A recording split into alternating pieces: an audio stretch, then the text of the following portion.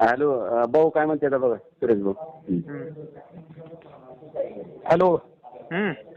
मुद्दा क्रमांक 14 टाकलाय तुम्ही. पोस्ट ऑफिस मध्ये माहिती ही ग्रामपंचायत अखत्यारीतला विषय नाही. पोस्ट ऑफिसला महिला येते त्या जातीच्या व्यवहार सगळं होते. ही मुद्दा लिहायला म्हणून वाचलं ना मी, त्यांनी दाखवलं म्हणून माहिती वाचलं.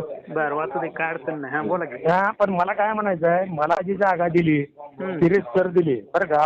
आम्ही तुमच्या जागेबद्दल आमचं काय तुम्हाला जागा देऊ नका आमचं म्हणणं नाही.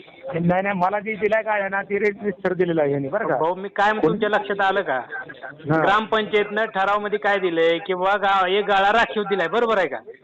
आमची ग्रामस्थापाशी मागणी काय आहे किंवा जे महिलांच्या तक्रारी आहेत की बाबा महिलांना चारड्या असेल किंवा त्यांचं जे काय बचत गट असेल त्या ठिकाणी पुरुष मंडळी जास्त असल्यामुळे तिथं महिलांना येता येत नाही. ती आमची तक्रार आहे. आम्हाला तुमचं तिथलं पोस्ट ऑफिस काढा म्हणून आमची तक्रार नाही. माणूस येतो पैसे आहेत का, ही येतो माणूस पैसे आहेत का नाही विचारा, पैसे आले की नाही येतो. मी भाऊ काय म्हणतो तुमच्या लक्षात येतं का, मी काय म्हणतो पहिलं माझं ऐकून घ्या नंतर तुमचं मला सांगा. माझं पहिलं ऐकून घ्या.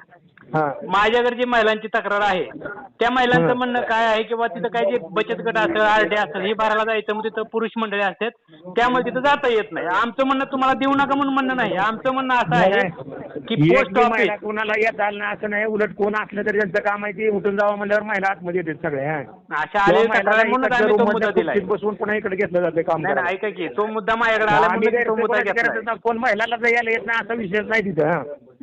बरं ठीक आहे, ते पण प्रूफ करू आम्ही.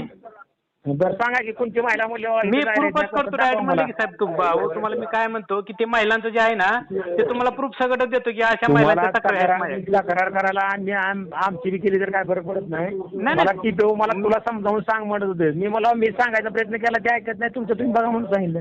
कोण म्हणतो टीपीओ आलं इथं परवा 2-4 दिवसापूर्वी अगोदर या गाड्याच्या कालव्या संदर्भातला विषय झाला ना. मग ती मला म्हणले ऐकत असेल सांगा तुम्ही. मी सांगून बघितलंय.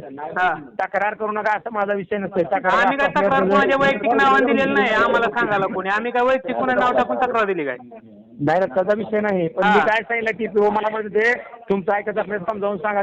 मी काय म्हणतो की मी जर मी समोर येतोच की मी काय म्हणतो मी चुकीचं असेल तर मला तुम्ही समजावून सांगू शकता की माझ्याकडे जे समस्या आहे तीच म्हणतो ना. बाकीचे विषय ठीक आहे, तुम्हाला मी तुमच्या बाबतीतला पण विषय समोर येऊन बोलतो. तुम्हाला काय अडचण नाही. बरं ठीक आहे ठीक आहे. एवढं गाड